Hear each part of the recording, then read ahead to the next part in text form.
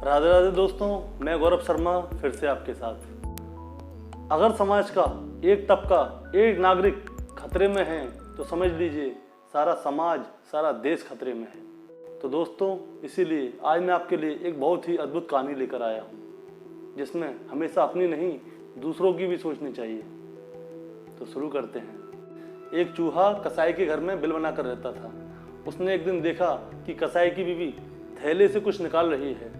वो बहुत खुश हुआ। उसने सोचा शायद थैले में कुछ खाने के लिए हो, लेकिन उसने देखा कि कसाई की बीवी थैले से जो निकाल रही थी वो एक चूहेदानी थी।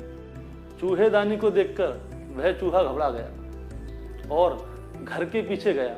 घर के पीछे जाकर उसने कबूतर को यह बात बताई कि घर में चूहेदानी आ गई है।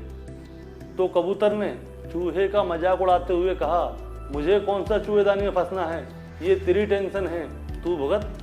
चूहा बहुत दुखी हुआ और वह मुर्गे के पास जाकर यही बात उसे बताता है कि घर में चूहेदानी आ गई है। तो मुर्गा खिल्ली उड़ाते हुए कहता है कि भाई ये मेरी समस्या नहीं है, और चूहा और ज़्यादा उदास हो जाता है। इसके बाद चूहा हताश होकर बकरों के बारे में जाता है और यही बात एक बकरे को बताता है, और बकरा हंसते हंसते लोटपोट हो जाता है। बेचारा चूहा उदास होकर अपने बिल में चला जाता है और उसी रात चूहेदानी से खटपट खटपट की आवाज़ आती है, जिसमें कि एक जहरीला सांप फंसा होता है। और अंधेरे में उसकी पूंछ को चूहा समझकर कसाई की बीवी जैसे ही पकड़ती है तो सांप उसे डस लेता है। जैसे ही कसाई की बीवी की तबीयत बिगड़ती है तो वह एक हकीम को बुलाता है। हकीम उनका इलाज करता है और कहता है कि अपनी बीवी को कबूतर का सूप पिलाइए, इससे यह जल्दी ठीक हो जाएंगी।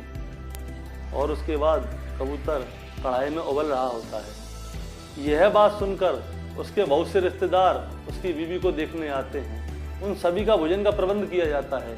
इसके लिए जिस मुर्गे के पास चूहा गया था उस मुर्गे को काट कर उन सबकी दावत की जाती है।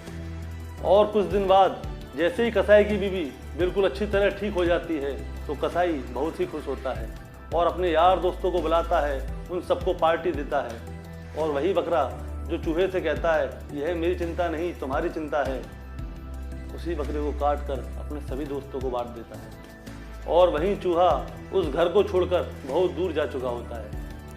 तो दोस्तों, अगली बार अगर आपको कोई अपनी समस्या बताए और आपको लगे कि यह मेरी समस्या नहीं है तो एक मिनट रुकिएगा और सोचिएगा जरूर।